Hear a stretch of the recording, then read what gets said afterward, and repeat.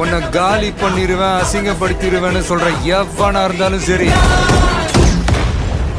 திரும்பி போற ஐடியாவே இல்ல.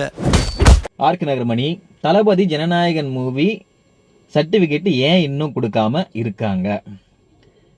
என்னதான் இருக்கு அதுல அப்படின்றது என்னை பொறுத்த வரைக்கும், நான் அந்த ட்ரைலரை பார்த்ததுல 100% இதுவாக தான் இருக்கும் அப்படின்றது எனக்கு தோணுது. உங்களுக்கும் அதுதான் அப்படின்னாக்கா கமெண்ட்ஸ் பண்ணுங்க. தளபதி ஜனநாயகன் ட்ரைலர் வர்றதுக்கு முன்னாடி எந்த பிரச்சனையும் கிடையாது, டேட் எல்லாம் கன்ஃபார்ம் ஆயிடுச்சு, பேனர்லாம் அடிக்க ஆரம்பிச்சிட்டாங்க, மக்கள் வந்து பயங்கரமான ஒரு என்ஜாய்மெண்ட்டு. இந்த ட்ரைலர் ரிலீஸ் ஆன உடனே அங்கதான் ஸ்டார்ட் ஆச்சு பிரச்சனை.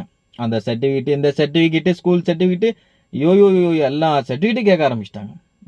அதை கூட நம்ம மக்கள் கொடுக்குறேன்னு சொல்லிட்டாங்க.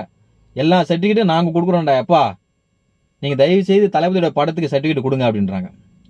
சரி, என்னதான் அப்படின்னு பார்த்தீங்கன்னாக்கா, ட்ரைலரில் கடைசியில் பார்த்தீங்கன்னாக்கா டைலாகோட ஒரு செயல் செஞ்சிருப்பாரு. மக்களுக்கு நல்லது பண்ண அரசியலுக்கு வாங்கடா அப்படின்னா, கொள்ளை பண்ணுறதுக்கும் கொள்ளை அடிக்கிறதுக்குமா அரசியல் வரீங்க அப்படின்ட்டு எம்ஜிஆர் ஐயா அவர்களை மாதிரி அந்த சாட்டை எடுத்து சாத்துன்னு வரும் பார்த்தீங்களா, அந்த அனைத்து அரசியல்வாதிகளும் உள்ளே போட்டு அதுதான் கடுப்பாயிடுச்சு. அதனால தான் நினைக்கிறேன் ஐயா டைரக்டர் ஐயா அவர்களே, அதாவது அந்த சீனை படத்துலேருந்து எடுத்துருங்க.